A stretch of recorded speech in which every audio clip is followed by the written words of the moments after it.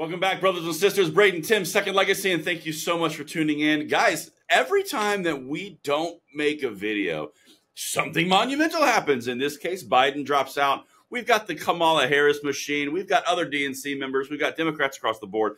Who's going to be the VP? Who's going to be the nominee? Doesn't matter. It's only 3 months to an election. We don't need to know that anytime soon. That's what we're going to dive into right now. So, of course, if you guys are enjoying this content, make sure you hit that like button, subscribe to the channel, turn the notification bell on. And with that said, Tim, 2024 is a hell of a drug, dude. This has been the wildest election cycle of my life. I mean, easily. You know, and I mean, just everybody knows what's already happened, right? So basically, Joe Biden on Sunday dropped out of the race. We don't know because they just posted a letter. Someone did for him, right? Or him, or himself, or someone did. Right. So you know, there was no press conference. There was no The press secretary didn't get up there and make an announcement. No, they posted a letter to X, and then the signature looks nothing like any of his other signatures ever. He even underlined his name, which he's never done. And so maybe that was his real one, or it was Jill that wrote it, or somebody else, right? Well, then he hasn't been seen since he dropped out of the race, and so people are saying, "Well, where's Joe?" And they're doing like silver alert memes and stuff like that. I'm guessing he either doesn't know he's dropped out yet, or they're scared to put him in. They're scared to put him in front of a camera because he'll forget that they dropped him out, and then he'll like, "I'm not dropping out. We're going forward." I'm riding with Biden. So that's why they're not putting in front of a camera, because he'll say, "They're trying to kick me out. These traitors." These traitors. These elites. Yeah. These terrible, terrible elites. Yeah. I think the assessment you brought out is this is the craziest election cycle in the history of election cycles, is probably still underselling it. Yeah. I mean, the last 3 weeks, we've gone from the nation recognizing that the president was a vegetable to the Democrat media turning on him with insane ferocity. Then the Democrats turn on him. Then Trump gets shot. Then they make him drop out. Yeah.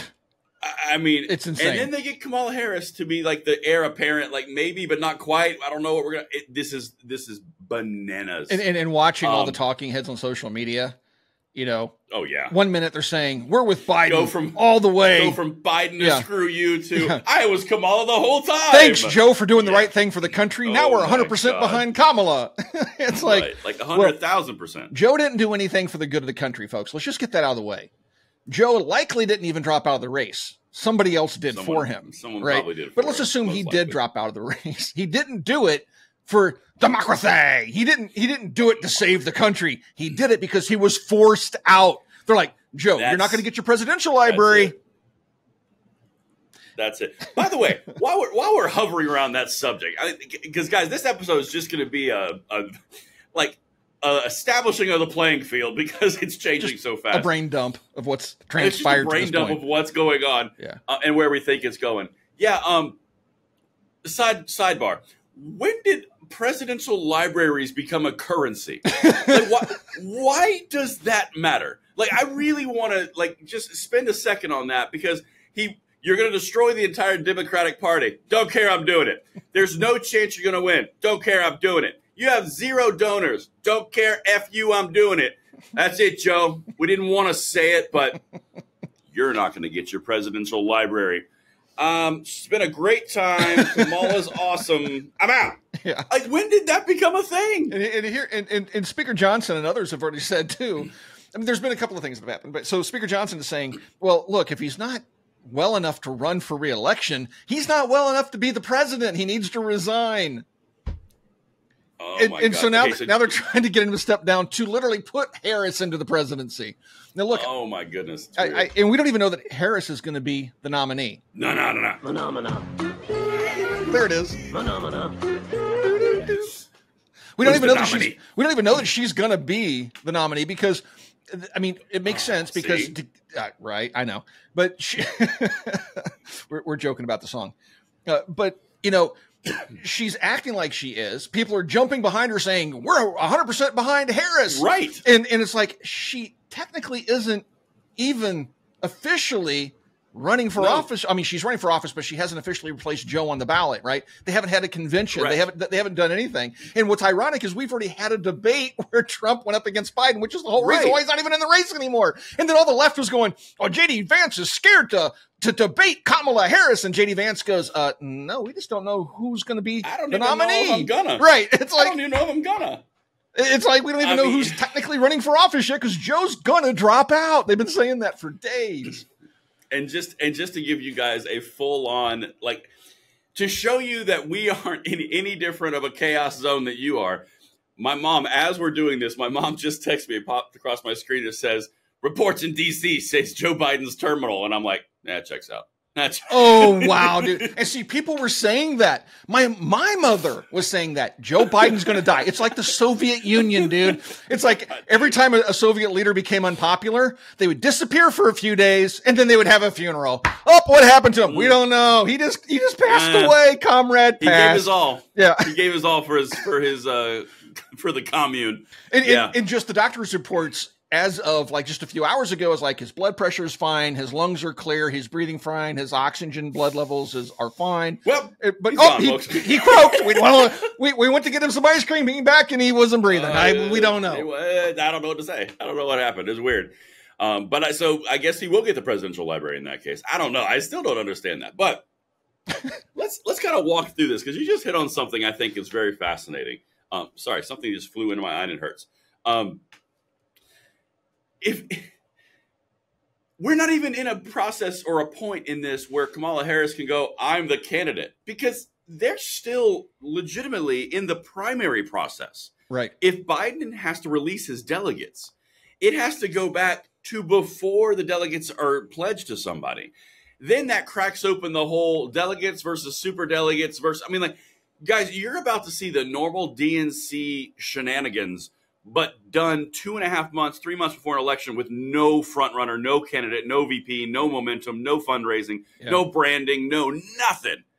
This is, I mean, even in Obama's thing, they said he was uncharted territory. They have set this up in such a way that they have shut out Democratic competition in their own. Yes, they have. So they timed it so they ran the clock down as far as they could before they forced him out. And now they're hoping that anoints Kamala Harris. But the other funny thing is we're reading reports that the elites within the DNC don't want her either for obvious reasons. I mean, she literally polled worse than Joe Biden. So if Joe Biden was bad, she's worse, right? Well, that's an interesting point. No, that's such an interesting point. See, guys, this is literally, this is the way we do this off camera. Right. But the thing here is, Tim, too, something that you just said. The Clintons have come out and endorsed Kamala Harris. The Obamas did not. No. Wait a minute. Hold on. Something's up. That don't make no sense. And then on the other side, what was the other thing you said? You said the elites aren't in on it. Yeah, well, I don't remember. Geez, I don't know. The elites. It doesn't matter. We'll come back to it. We'll come back. But yeah, the elites in D.C. don't want her. The reports are they don't want her running on the ticket either. So they didn't want Joe. They wanted him out, but they didn't know what to do with Kamala. If they want to keep Joe's war chest, they have to transfer to Kamala because she's the only one that can access it. Otherwise, those funds go back to the DNC and only a portion. So let's say he's got $230 million in his war chest. I read that like $34 million will go to the next candidate and the rest has to be used elsewhere. Right. So they want to use that war chest. But then you have people out there, saying, "Oh, she raised $45 million in 10 minutes. Oh my gosh." That's just panic. And that's going to dry up too, especially after the first debate. And the thing that's killing me is people like, "Oh, Kamala's going to crush Trump in the debates." Like, yeah, kind of like Joe did. Yeah. It's like, yeah, it's interesting that you say that because I remember the other point I was going to say, see, guys, we always come back full circle. What I was going to say from MSNBC when I was watching last night, because this is evolving so quickly. It's like a news cycle, a full news cycle is happening every like 3 hours. But they were reporting that Kamala Harris picks up 1 percentage point in votes over Biden versus Trump and still loses. So, like, for example, in the general, like the generic popular vote, MSNBC was tracking that polling. Biden, I think, had 45 and Trump had 47. Kamala Harris has 46. Trump has 47. So it's like, wow, that was a lot of trouble for 1 little percentage point. Right. And the whole reason they removed Joe is because they're worried about the down ballot ramifications, right? Absolutely. All the people running on the Democrat ticket. Well, Harris isn't going to better that. I mean, you want to talk about a divisive political creature. I mean, when she gets up there and has to talk about her record, all she can do is make personal attacks against Trump because she has no record. She screwed up the border. She screwed up everything that was delegated to her. She's done nothing. That's what's so fascinating. Yeah. Yeah. It's super fascinating. She has been, she has been like, oh, go ahead. I'm sorry. She's just been marginalized and pushed aside, kind of like Joe was under Obama, right? Because every time she gets in front of a camera, she embarrasses the administration, just like Joe did for Obama. For the last term that Obama served in his second term, Joe Biden was nowhere to be seen because every time he got in front of the camera, he said something stupid, and that's why there's this animosity between the two. Anyway. Yep. 100%. But you know, what's so fascinating about this entire thing is, well, the entire thing's fascinating, to be quite honest with you.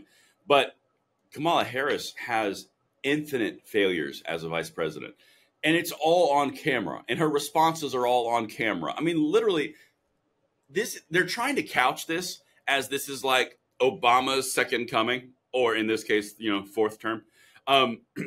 They're trying to couch this from she's so intelligent, she's so smart, she's going to wipe the floor with him, she's young, she's invigorated, she knows what she's doing. But the only difference is Obama came out of nowhere and there wasn't a whole lot of dirt on him on camera for X amount of years. Kamala Harris literally is on camera saying, I've been to the border. You haven't been to the border. Well, I've been to Europe. Yeah. No, like, she goes, well, I haven't been to Europe either. The vice president of the United States. No, that's what it was. Yeah. No, that's what it was. The vice president of the United States. Who's going to step into, but is one heartbeat away from the presidency that's supposed to like manage world affairs, and she's never been to Europe. Right. It's just so comical, man. I mean, what we're about to see, and this is kind of where we kind of land on this. We're in an uncharted ocean. Like, we've got shrieking eels over here. We've got the end of the world coming right over there because it's flat after all, and we're just going to fall off. Of course, everyone knows that, right, Tim? Yep. By the way, sarcasm. We're not flat earthers. Well, Braden's not. Stop it. You stop with that hair. Oh my God. Anyway, we're in uncharted territory. Eels, end of Earth. Anyway, here's where we are. So they still got to go through the DNC process. They still have to go through the nomination process. They still have to collect delegates. Like, there is no determined candidate right now. Now, the media is going to come out and say that Kamala Harris is the smartest thing that's ever existed since we emerged from primordial. They already are. Well, I haven't even watched that today. She's a talented debater, and Trump's in trouble. I mean, oh, is she? Yeah, and is he? And people in response, people are posting the Tulsi Gabbard takedown of her from the 2020 election. I mean, like, maybe we should just tap Tulsi Gabbard and be like, hey, can we borrow you? You've really been wanting to make a jump to the right. If you could just get in here and have a conversation with her again, that'd be great. I mean, we're in uncharted territory, guys. We don't know where we're going, but here's the constant. Any gun controller being considered as president or as vice president are all gun controllers. So, you know, we got that constant going for us. Yeah. Yeah. Except Joe Manchin, the wild card, who's like, I'm thinking about doing it. Yeah, I'm gonna jump back into the Democrat Party, and I'm gonna run. And then watching all the liberals like blow their fuses on X, they're like, "Oh, you better not, you piece of trash." Blah, blah, blah. It's like, well, he's way too moderate. Yeah, he's way too moderate. I mean, the guy's truly 100%. Like old school Democrat, and the modern Democrat Party. He still did do gun control though. Oh, he's still with the Manchin Toomey. Yeah. I mean, he is. I mean, he's helped us defeat gun control, but not necessarily because he's strongly pro-gun, right? He's got other reasons, but regardless, it's pretty funny watching the left. I mean, watching the memes on social media with Harry Sisson and everything. It's just absolutely hysterical, and seeing all the contradictory posts like from JoJo and stuff like literally an hour apart, like back to back. Well, I got Biden's back. Let's go. Whoa. And then I'm behind Harris. Harris is gonna win. Yeah. Oh wow. They're in complete chaos. I've never seen, and they've been saying for the last 4 years that the Republican Party's in chaos, and it has. I mean, remember them trying to pick a speaker and things like that, and then one person can step forward under the rules and take a speaker out, and there's been all this concern, but this is what true chaos looks like, folks. The party is completely split. Nobody in their right mind really wants Harris running on the ticket. They just don't. They figured out how to get Joe out of the race. They just don't know how to get her out yet. And the funny thing is we're coming up against a deadline where many states won't even be able to put the Democrat candidate on the ballot if they don't hurry up and make a decision. And not to mention the other ballots, there's like 100 million. Have you seen the memes going around where there's the Democrats being happy about Kamala Harris, and then conservatives sitting there sipping their tea that 100 million ballots have the wrong name on them. Yeah, I know. Yeah. Even Trump made a post on Truth Social, like, we just spent the RNC just spent all this money debating Joe and all these ads and stuff, and then he just drops out after he's the nominee, and it's like, there it is. Is anybody going to reimburse the RNC for the money they've just wasted because the Democrats are playing games? Well, you know what? That is yet to be seen, Tim, but we will be here deploying 2A humor and sarcasm on the regular. Yeah, it's going to be an interesting ride. I mean, it is just getting started. I'm not, I am a news junkie, obviously, but I don't think when I get my update report for this week from my iPhone, when it says how many hours you spent online, it's going to be like 200% higher because every 5 seconds I'm like, refresh. I want to see what else just went wrong. Tim's life in a very small nutshell. Here's his phone. Update. Yep. Oh, let's dive into Twitter. Driving down the road, just constantly doing this. 8 hours later. Yeah. 8 hours later, he's on Twitter still. Oh man, it's been a crazy ride. But yeah, follow us on Twitter. Both of us are on Twitter. No, both of us. Yeah. We should actually put that down in the video description so you can follow us, because we constantly follow these things. We're constantly posting about it, and we will be following this as it develops. We're really looking forward to hear from Joe Biden. I want to see him in front of a camera. I want to hear what Joe has to say. And when that happens, we'll be right back with more video. Thank you for watching Second Legacy, and we'll talk to you guys soon.